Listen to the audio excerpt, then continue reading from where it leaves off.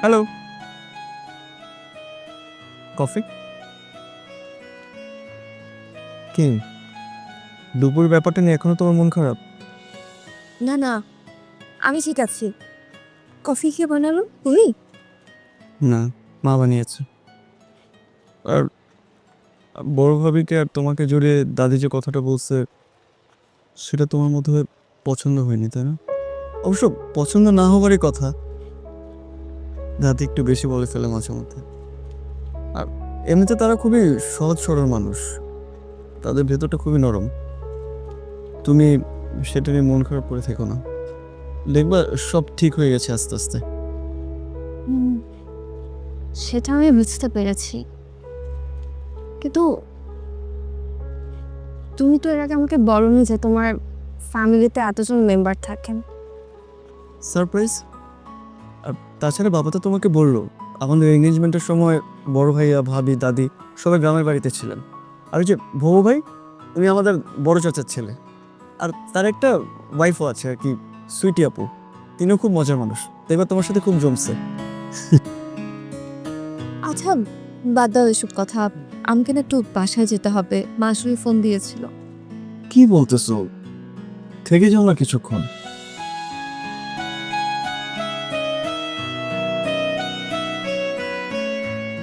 কয়েকটা দিন পর তো একবারই চলে আসবো পার্মানেন্টলি থাকার জন্য। এখন এ কয়টা দিন সহ্য করে নাও। বাবা বাবা রঙ্গলীলা দেখতেছি। হায় হায় হায় হায় রে, আমি তো আরো কই কই গেল কই গেল। হ্যাঁ, আশ্চর্য। হায় হায় রে, কলি যুগের মেয়েরা হ্যাঁ লাশ শরমের মাথা খাইছে। হুম, আরে আমাদেরও তো বিয়ে হয়েছিল এই বাসর রাতের আগে, স্বামীর মুখের দিকে চোখ তুইলা তাকায় নাই। চুপ চুপ করতাই। হ্যাঁ বেলা যা, যা নিচে যা। আমি একই দাদি। আয় চুপ, যা। আমি নিচে আছি, হ্যাঁ আমার তাই আছে। আমি আছি, ভয় পেও না।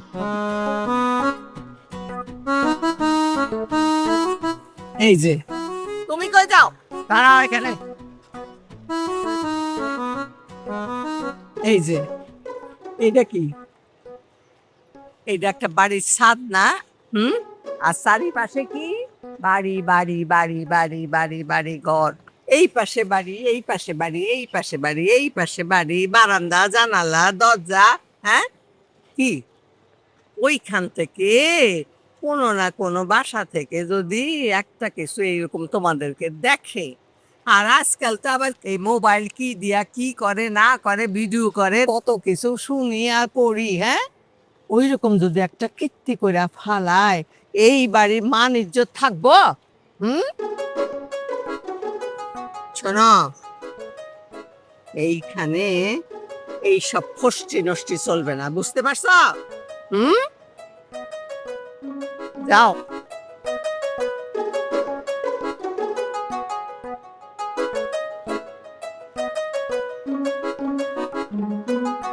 হায় হায় হায় হায় রে, কি দেখতেছি কলিযুগ। কলিযুগ আর কারে বলে কলিযুগ। হায় হায়।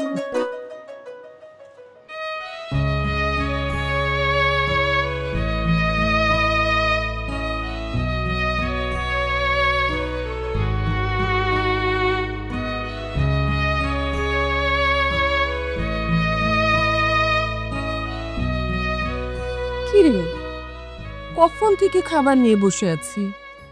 এতবার ডাকাডাকি করলাম, শুনতে পাচ্ছিস না?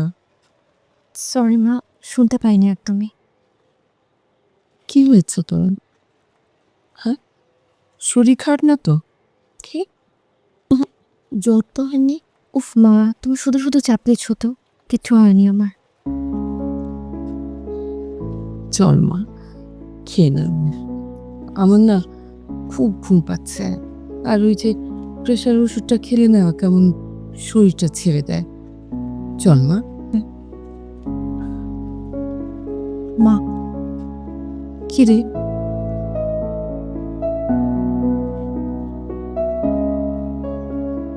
আমি চলে গেলে তুমি একা হয়ে যাবে না?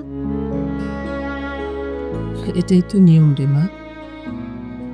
মেয়েরা বড় হলে বাপের বাড়ি ছেড়ে স্বামীর বাড়িতে চলে যায়। আমি আমার বাবার বাড়ি ছেড়ে তোর বাবার বাড়িতে চলে এসেছি না। তোর নানি, তার মা, কেউ কিন্তু এর ব্যতিক্রম না।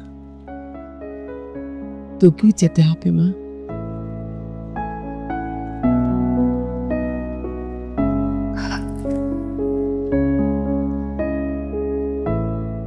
আমি তোমাকে ছাড়া কিভাবে থাকবো মা?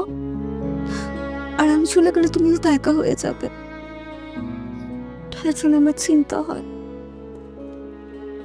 আমি আর কয়দিন রে মা? তোর বাবা যখন আমাদের ছেড়ে চলে গেল তখন তুই অনেক ছোট। নিজের চাকরি করে নিজের উপার্জনে আমি তোকে বড় করেছি, লেখাপড়া শিখিয়েছি। কোনোদিন কোনো অপূর্ণতা যেন তোকে না ছয় সেই চেষ্টা করেছি। এখন তোর বিয়েটা দিতে পারলেই আমার চিন্তা মুক্ত হয়ে গেল। রেহানকে তো তুই পছন্দ করেছিস, আর ছেলেটাকেও আমার খুব ভালো লেগেছে। আমার মনে হয় রেহানের সাথে তুই ভালো থাকবি, সুখে থাকবি রে মা।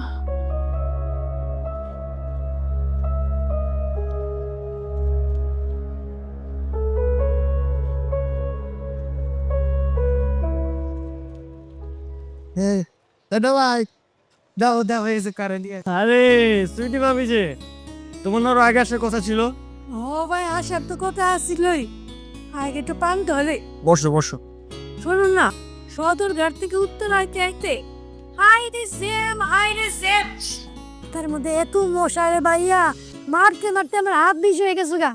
আচ্ছা ঢাকা শহরে মশাকে কত, আর তার মধ্যে আমি সিএনজি যাইছি না, কোমর বেদনা হয়ে গেছে গা। আহা ব্যায়াম এত লেগে বেরিয়েছে। আরে তোমার তো আমি সেই কথা বলি নাই, আমি তোমারে বলছি তোমার না আরো কয়েকদিন আগে আসার কথা ছিল। আর ভৌ ভাই, তুমি গাড়ি নিয়ে কেন যাও নাই? তুমি সিএনজি দিয়ে কেন গেছো? আর উনি তো ওই পিরাজের তারা উঠতে পারে না, ওই বমি হয়। ও ভাই একেবারে ঠিক বলছে, পিরামিড কানে উঠলে আমার পেটটা মতন দিয়ে তাহলে বমি আসে না। তার মধ্যে আমার গায়ে গরুটা সময় হয়ে আসছিল, ওর আর একটু যত্ন আত্মের দরকার ছিল, এর লেগে একটু বেড়ে এসছে। ছোট ভাই পান খেতে। আরে না না, আমি পান খাই না। জানোই তো ছোট ভাইয়া পান খায় না। ওই যে আরে সুইটি ভাবি যে, আরে আসসালামু আলাইকুম সাথী। আচ্ছা তারপর কি অবস্থা? অবস্থা এখন খুব ভালো বড় ভাইয়া, আমার গাই গরু দুটো বাচ্চা দিছে, এখন মোট আমার 9টা গরু। হ্যাঁ। এই বোকা, তোর গরুর খবর কে জানতে চেয়েছে? তোর খবর কি সেটা বল। ও আমি মাশাআল্লাহ ভালো আছি। হ্যাঁ, সুইটি তো সবসময় ভালো থাকে, তাই না রে? বড় বৌমা, দাও ওর শাড়িটা দিয়ে দাও। আমার লেগে শাড়ি কিনছি।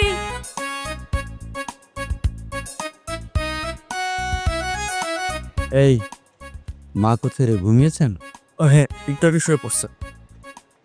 আচ্ছা ঠিক আছে, শোন, হলুদের জন্য আমাদের প্রাথমিক কেনাকাটা শেষ। আগামীকাল তুই আর জুলি গিয়ে বাকি যা কেনা লাগবে কিনে ফেলবি, ঠিক আছে? ঠিক আছে। আচ্ছা তোমরা কি গিয়ে লাসো না দেখি? যে দেখা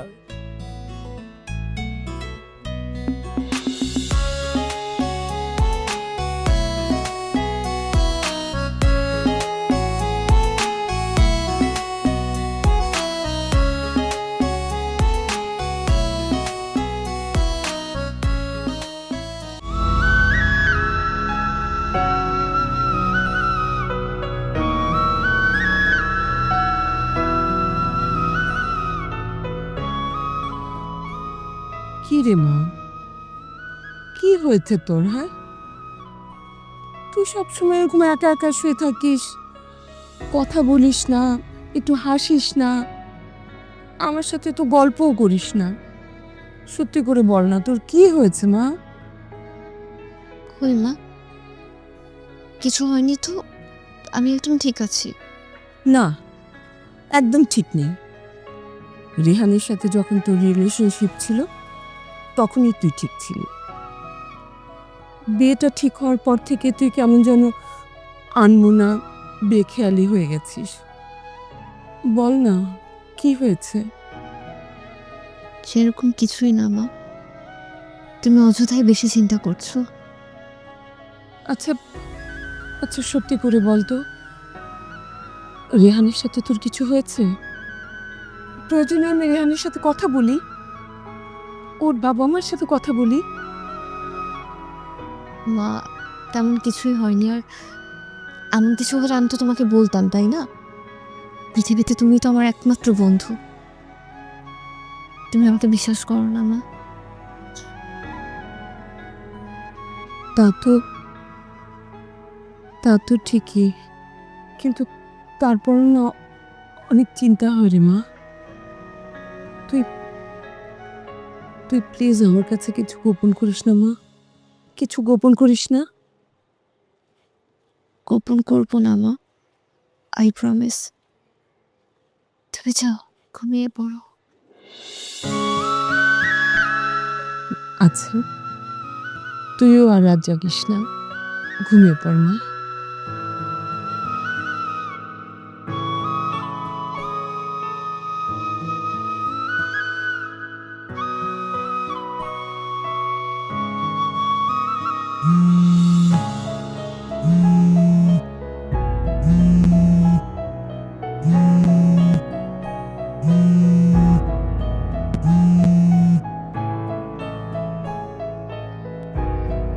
হ্যালো, ডিনার হয়েছে? হ্যাঁ, তোমার? এই তো ডান। আচ্ছা শোনো, কালকে কিন্তু সকাল সকাল আমরা সবাই মিলে কমিউনিটি সেন্টার বুক করতে যাব, ঠিক আছে? তুমি সকাল সকাল চলে এসো। আমি কাল না আসি প্লিজ। আসলে কাল না আমার বাসা থেকে বের হতে ইচ্ছা করছে না। কি বলতেছো? তুমি না গেলে হবে নাকি? আরে আচ্ছা শোনো, তুমি এখন ঘুমায় যাও, কালকে আমি তোমাকে সকাল সকাল পিক করব, ঠিক আছে? রেহান, একটু শুনে যা তো। দাঁড়াও, আম্মু ডাকতেছে। হ্যাঁ মা, আসছি। আচ্ছা এই আম্মু ডাকতেছে, হ্যাঁ তুমি তাহলে ঘুমায় যাও। Okay, good night.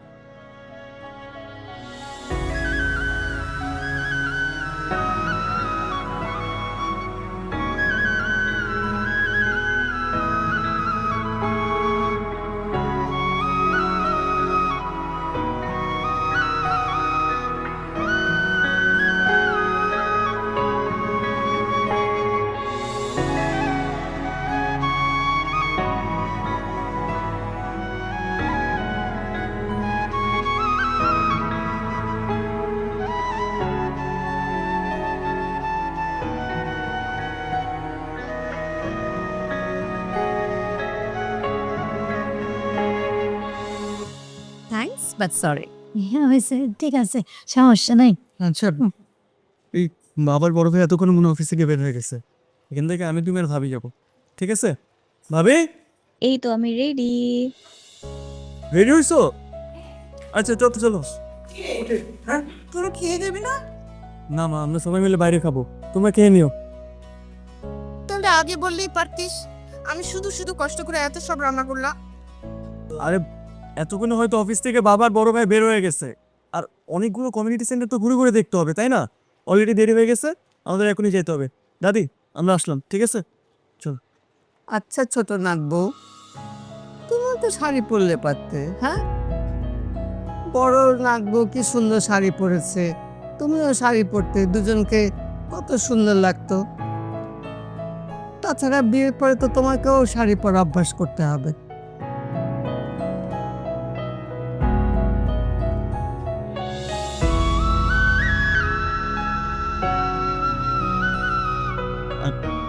দাদি কি বলতেছো? আর ও তো আসছে মাত্র, আর ও তো শাড়ি টাড়ি কিছু নিয়ে আসে নাই, পরে একদিন পরবে না, কোনো সমস্যা নেই। এখন ছাড়ে লাগবো, 1 মিনিট, আমি আসতেছি, এইভাবে সরে। দরকার শোনো, আমার আলমারিতে এক গাদা শাড়ি আছে, তুমি চাইলে এনে দেই, পরো। না না ভাবি, তার কোনো প্রয়োজন নেই। আমার না আসলে শাড়ি পরার ওরকম অভ্যাস নেই। সত্যি কথা বলতে আমার একটু আনইজিও লাগে, তার জন্য শাড়িটা পরিপূরক পরা হয় না। অভ্যাস কারো থাকে না, ওটা ধীরে ধীরে হয়ে যায়।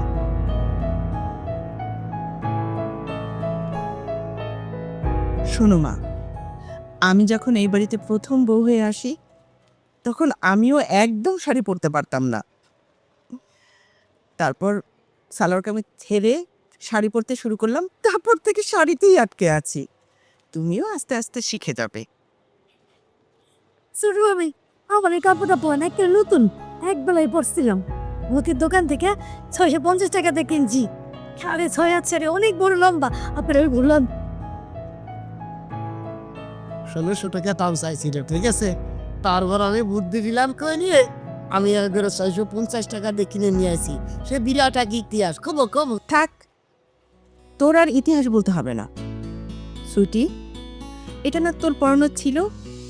কারো পরনের শাড়ি অন্য কাউকে পরতে দেয় কেউ? পাগল একটা। আরে তাতে কি, দুদিনই তো একবারের বউ, বোনের মতন। একজনের শাড়ি আরেকজন পরলে অসুবিধা কোথায়? দূর মা, কি যে বলেন না, একজনের শাড়ি কেউ আরেকজন পরে?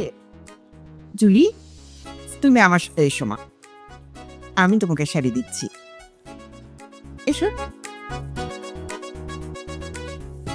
লেট হয়ে যাচ্ছে মা, কেন এগুলো করতেছো এখন? এদিক একটু তাড়াতাড়ি করো।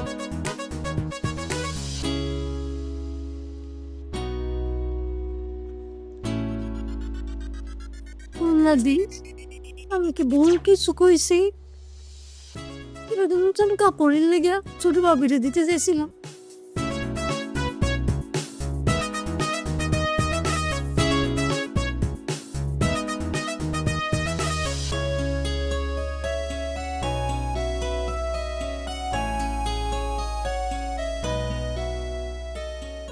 রেহান, তোমার কি মনে হয় আমাদের সাথে যা কিছু হচ্ছে ঠিকঠাক হচ্ছে, ভালোর জন্য হচ্ছে?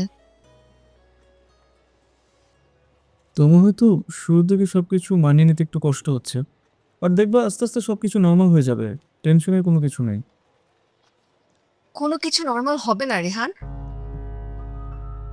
তুমি এরকমটা কেন ভাবতেছো? রেহান, আমি না একটা স্মল ফ্যামিলিতে বড় হয়েছি, যেখানে আমার মা ছিল আর আমি ছিলাম। আমার সমস্ত মতামত নিজে প্রকাশের অধিকার ছিল, আমি সমস্ত ডিসিশন নিজে নিতাম। তুমি ভেবো না যে আমি একদম স্বার্থপরের মতন এককেন্দ্রিক চিন্তা ভাবনা করছি বা শুধুমাত্র আমার কথাটাই ভাবছি, ব্যাপারটা একদমই তা না। তুমি একটা জয়েন্ট ফ্যামিলিতে বড় হয়েছো, তোমরা সবাই অভ্যস্ত এই ধরনের আচরণে, আমি না। তোমাদের সবার অনেক অনেক আর্জি, চাহিদা, মতামত। রেহান, এগুলো না আমি আর নিতে পারছি না, মাঝে মাঝে আমার খুব সাফোকেশন ফিল হয়। দেখো, আমরা কিন্তু কেউ আনহ্যাপি না, আমরা সবাই কিন্তু মিলেমিশে ভালোই আছি। আমার পরিবারের প্রত্যেকটা মানুষই খুবই ভালো মানুষ, তাদের মনটা খুবই ফ্রেশ। আর আমি কিন্তু পরিবারের সবচেয়ে থেকে ছোট ছেলে, আর এই জন্য তারা আমার বিয়েটা নিয়ে খুবই এক্সাইটেড। এই জন্য হয়তো তুমি একটু প্রেশার ফিল করতেছো, আর কিছুই না। দেখবে বিয়ের পরে সব কিছু নর্মাল হয়ে যাবে, টেনশন নেওয়ার কোনো কিছু থাকবে না। I don't think so, Rehan.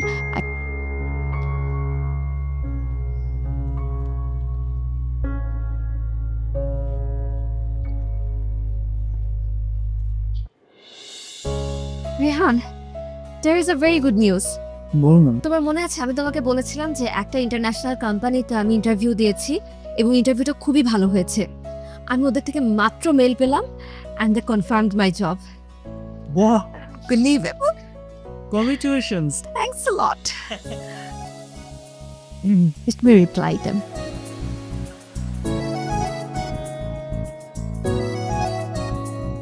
But আমি বলছিলাম কি, do you really need this job? I mean, do you really need this job right now? What do you mean, Rehan? না মানে তুমি কি করে প্রশ্ন আমাকে করতে পারো যে আমার এই জবটা আসলে দরকার কি না? তুমি খুব ভালো করে জানো ছোটবেলা থেকে আমি আমার পড়াশোনার প্রতি ভীষণ সিরিয়াস, কারণ আমি আমার মায়ের একমাত্র সন্তান, তাকে দেখাশোনা করার মতন আমি ছাড়া আর কেউ নেই। আর তুমি এটাও খুব ভালো করে জানো যে আমার মাকে নিয়ে আমার ফিউচারে একটা প্ল্যান আছে, আমার তাকে একটা ভালো জায়গায় রাখার ইচ্ছা আছে এবং আমি চাই আমার নিজ খরচে আমার মাকে হজে পাঠাতে। আর আল্লাহ মাফ করুক, কখনো যদি আমার মায়ের কোনো একটা অসুখ হয়ে যায়, আমি যাতে তাকে একটা ভালো হাসপাতালে নিয়ে যেতে পারি। আর এই একটা কারণে আমি আমার ক্যারিয়ার নিয়ে এত বেশি কনসার্ন। অফকোর্স তুমি কনসার্ন, আমি সেরকম কিছু মিন করি নাই। আমি তোমার জব করে নিয়ে আমার কোনো কিন্তু প্রবলেম নাই। তুমি বিয়ের আগে করো অথবা বিয়ের পরে করো। আর কি আমি বলছিলাম যে আমাদের এত বড় একটা ফ্যাক্টরি আছে, এতগুলো উইংস, যে কোনো একটা উইংসে কিন্তু তুমি আর্মি ফিটিং করতে পারবা। আই মিন পুরো একটা ডিপার্টমেন্টই তুমি দেখতে পারবা, কিন্তু কোনো টেনশনের কিছু নাই। আই মিন তোমার কমফোর্টের কথা চিন্তা করে আমি কিন্তু বলতেছি। I didn't get it Rehan. মানে আমার কি নিজস্ব এতটুকু যোগ্যতাও নেই যে আমি আমার নিজ যোগ্যতায় একটা কোম্পানিতে জব করি? এটা শুধুমাত্র তোমার বিজনেস আছে, তোমাদের ফ্যাক্টরি আছে দেখে আমার সেখানেই জব করতে হবে? মানে একটা জব নেওয়ার ক্ষেত্রে আমার নিজস্ব মতামত প্রকাশের কোনো অধিকার নেই। তোমার জব করে নিয়ে কিন্তু আমার কোনো প্রবলেম নাই। আমি জাস্ট বলতেছি তোমার যদি জব করতে হয় আমাদের কোম্পানিতে করো, তা তোমার জন্য অনেক কমফোর্টেবল হবে। আই মিন আমি অফকোর্স তোমার ক্যারিয়ার নিয়ে অনেক বেশি concern. I can't take it anymore, Rehan. I think we should change the topic now.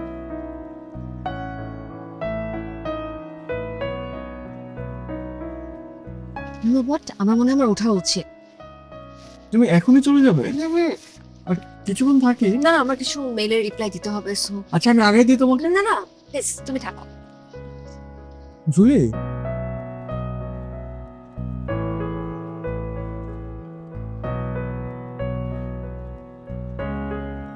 তোমাদের মালিক রহমান ভাইকে গিয়ে বলবে খাবারে গুরুত্ব দিতে, খাবারের কোয়ালিটি ঠিক থাকবে এবং খাবার যেন কম না পড়ে। আর আব্বা যা বলছে ঠিক সেভাবেই হইতো হবে। টাকা পয়সা নিয়ে চিন্তা করতে মানা করবা। একদম। হ্যাঁ মারো না। খেয়াল রাখবো সব। আমার না খুব খারাপ লাগছে, কোথায় একটু জ্বর এসেছে। কি বলো, তোমার জ্বর আসছে মানে কি বলতেছো তুমি? আমি তো কি বলো বৌমা, কি হয়েছে? তুমি ডাক্তার দেখাও। জি বাবা, সেজন্য রেহানকে বলছিলাম একটু এগিয়ে দিয়ে আসতে। বাসায় যেয়ে মাকে সাথে নিয়ে ডক্টরের কাছে যাব। না না, আমাদের ফ্যামিলি ডাক্তার আছে না, তার কাছে যাবে তুমি। অন্য ডাক্তারের কাছে কেন যাবে? ও আসলে বাবা, আমি ছোটবেলা থেকে আমাদের ফ্যামিলি ডক্টর জহির আঙ্কেলের কাছে দেখাতে অভ্যস্ত। এর বাইরে আসলে কোনো ডক্টরের কাছে কখনো দেখাইনি আমি। এখন থেকে সব বাদ দাও। আগে কি হয়েছে কি করেছো সব ভুলে যাও। তুমি আমাদের বাড়ির বউ, আমাদের ফ্যামিলি ডাক্তারের কাছে যাবে, এটাই তো স্বাভাবিক, তাই না? চাচা যাই কোনো ডাক্তারের কাছে যাওয়া লাগবে না শুরু ভাবি। এই পানিটা খান একটা ম্যাজিক পানি, 12 গাছের শিকড় আর 13 গাছের পাতা দিয়ে তৈরি। খান না, খাইলে কি ভালো হয়ে যাবো। খান ভাবি। খাও খাও, আল্লাহর নাম নিয়ে খেয়ে পেলো, দেখবে সব অসুখ ভালো হয়ে গেছে। আর একটা দোয়া করে দিই। খাও খাও, খাদ্য ধরে সাধ্য ধরে নিয়ে খেয়ে ফেলো। ভাবি চাচা খান খান না না ভাবি চাচা খান না। না না ভাবি না। আরে খান না ভাবি, খান না। আচ্ছা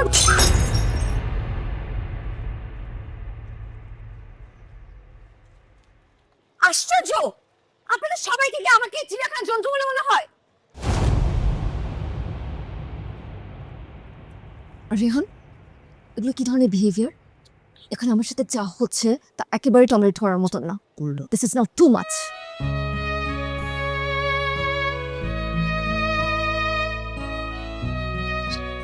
বাবা আমি দেখছি একটু অসুস্থ, তো এই জন্য মনে এরকম করতেছে। আমি দেখছি। হ্যাঁ আচ্ছা দাদি যান, আমি কি কোনো ভুল করছি? ও চাচা যান, আমি কি কোনো ভুল করছি? আমি তো বাবার পালন লেগে আনছিলাম পানিটা। বাবা বাবা বাবা, ও ভাই, দাদি যান, আমি কি অনেক বড় একটা ভুল করে ফেলাম দাদি যান? না, তোর কোনো ভুল হয় নাই, সব দোষ আমার। আমি তো তোরে দোষ পাবেকে কইছিলাম।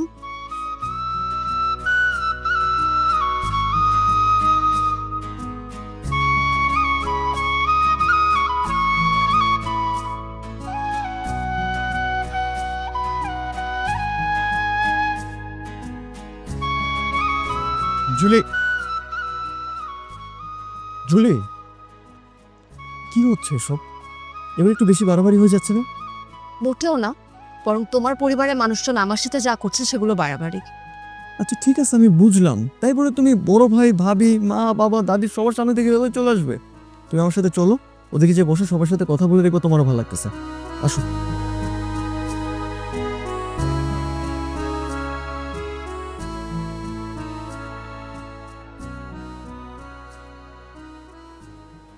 জুলি, রেহান, আমার মনে হয় তোমাকে কিছু কথা আমার বলা দরকার। তোমাদের বাসায় গেলে আমার দম বন্ধ হয়ে আসে, আমি নিঃশ্বাস নিতে পারি না। আমার মনে হয় আমি আমার মন খুলে কথা বলতে পারছি না, আমার ইচ্ছা অনিচ্ছার কথা প্রকাশ করতে পারছি না। এভাবে আমি পারবো না রেহান, ইম্পসিবল। বেটার আমরা নাই গই রেহান। আর এই কথাটা আমি ভেবেচিন্তেই বলছি। Julie, we can sort this out, right? I don't think so.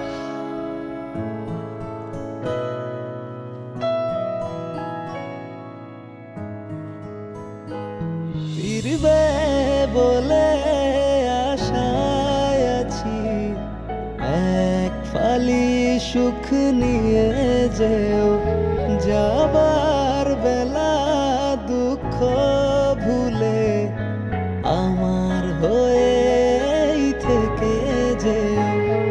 100 গোলাপ, হাজার চিঠি, নির্ঘুম রাত দিন গুনেছি, প্রিয় গানে জমাভিমানে তোমার নামে সুর গুনেছি। ফিরবে বলে আশায় আছি, আমায় তুমি সঙ্গে নিও, যাবার বেলা দুঃখ ভুলে আমার হয়ে থেকে যেও।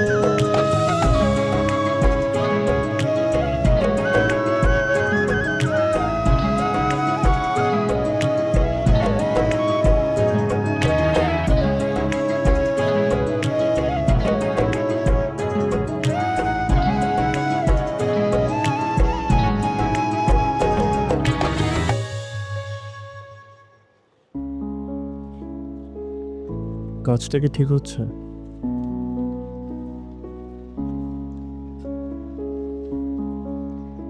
তোমার কিংবা তোমার পরিবারের কোনো সদস্যের উপর আমার কোনো অভিযোগ, অভিমান, অনুরাগ কিছুই নেই। আমি মেনে নিয়েছি এটা হয়তো আমারই ব্যর্থতা। তাই বলে বিয়েটাই ভেঙে দেবে? কতগুলো মানুষ কষ্ট পাবে তোমার কোনো আইডিয়া আছে? তুমি কি একটাবারও আমাদের বিয়েটাকে সেকেন্ড থট দিতে পারো না? আমি ফাইনাল ডিসিশন নিয়ে নিয়েছি রেহান, আমি জবটা করব, ইউএসএ তো সেটেল হয়ে যাব। আমি যাবার মাস তিনেকের মাথায় মাকেও নিয়ে যাব। আমি না এককভাবে বড় হয়েছি, আমাদের পরিবারে এত মানুষ ছিল না। আমি যে পরিবার, যে পরিবেশে বেড়ে উঠেছি, সেখানে এত কঠোর শাসন ছিল না, এত নিয়ম কানুন ছিল না, একদমই কোলাহল মুক্ত ছিল। ছিল না কোনো অনধিকার চর্চা, কোনো মাত্রাতিরিক্ত শাসন। আমি একেবারে চুপচাপ স্বাধীনভাবে নিজের সিদ্ধান্তগুলো নিজে নিতে পেরেছি। আমি বলছি না তোমার পরিবারের মানুষরা খারাপ, কিন্তু আমি তাদের সাথে অ্যাডজাস্ট করতে পারছি না। তোমার পরিবারের একজন হতে পারলে আমারই ভালো লাগতো।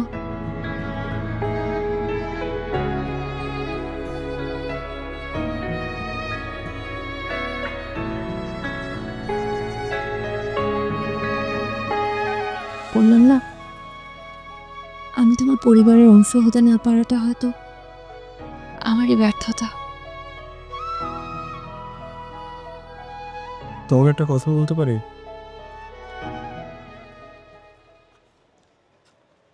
তুমি পারবে আমাকে ছাড়া থাকতে?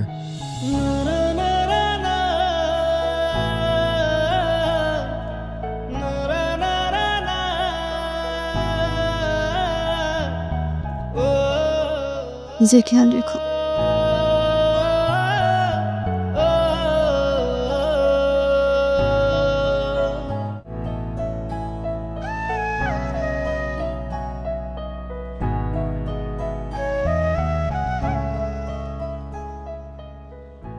রাত বাজে 2টা,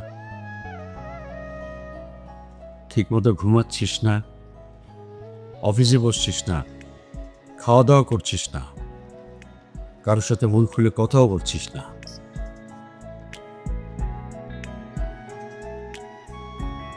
আমি তোর মনের অবস্থা বুঝতে পারছি।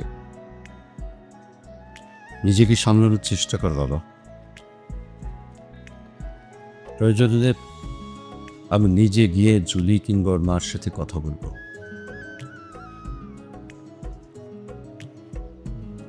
কোনো রাত নেই বাবা।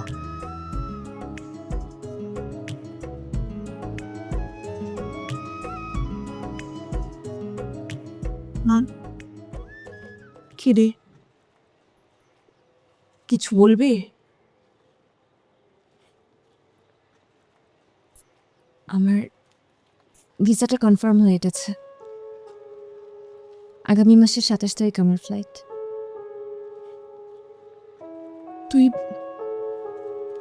তুই ভালো মতো চিন্তা ভাবনা করে সিদ্ধান্তটা নিয়েছিস তো?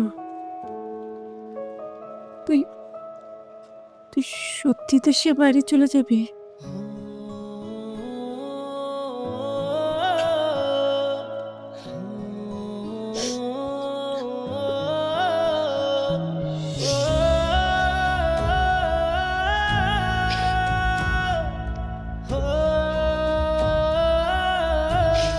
সব আছে শুধু তুমি নাই মোর তোলপার বুকে ভেঙে চুরে আসো, জানি তুমি হাসো না এখন, একবারে সে গাছুয়ে বসো।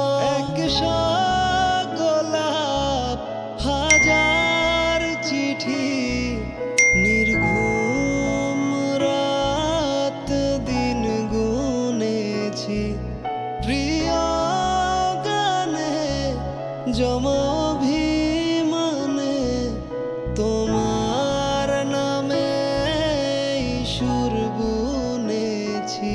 ফিরবে বলে আশায় আছি, আমায় তুমি সঙ্গে নিও। সব ছেড়ে ছুড়ে একেবারে চলে যাচ্ছ? চলে যাচ্ছি না তো, পালিয়ে যাচ্ছি। তোমাকে ছেড়ে চলে যাওয়ার সাধ্য তো আমার নেই। বেশ তো, যাও। Your life, your choice. একটা অনুরোধ করব, আমাকে এয়ারপোর্ট পর্যন্ত এগিয়ে দিবে? মায়া বাড়িয়ে কি লাভ জুড়ি? মায়া মানুষকে বধির করে চলে, আর মায়া পড়া মানুষগুলো না ধীরে ধীরে মানুষ থেকে হারিয়ে যেতে শেখে।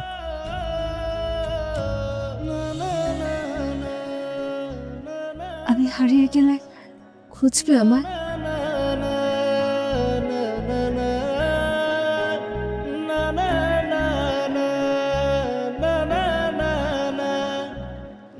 ছকিনা দেখতে বসলে না?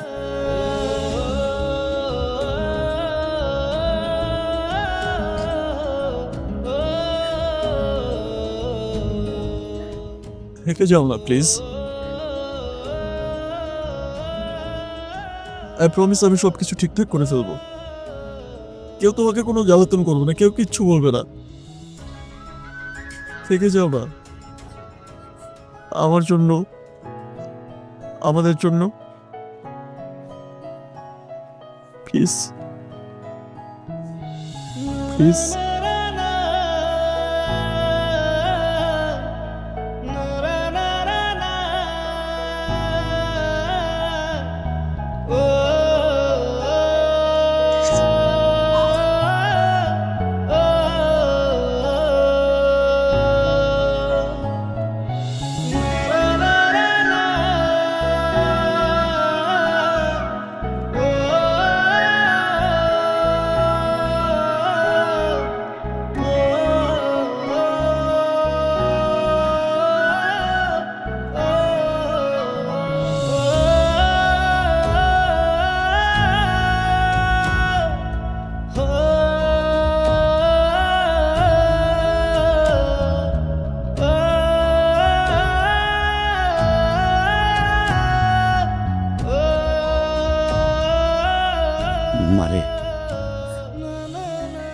আমরা কখনোই তোমার স্বাধীনতায় হস্তক্ষেপ করিনি, বরং সবসময় তোমার ভালোটাই চেয়েছি। তবে সবসময় আমাদের ভালোটাই যে ভালো তা কিন্তু নয়। বড়দেরও ভুল হতে পারে, ভুল হয়ে যায়। তোমরা তোমাদের বিবেচনা বোধ, চিন্তা, চেতনা আমাদের জানাবে। পরিবার মানেই তো সমন্বয়, একজনের কাঁধে অন্যজনের ভরসার হাত।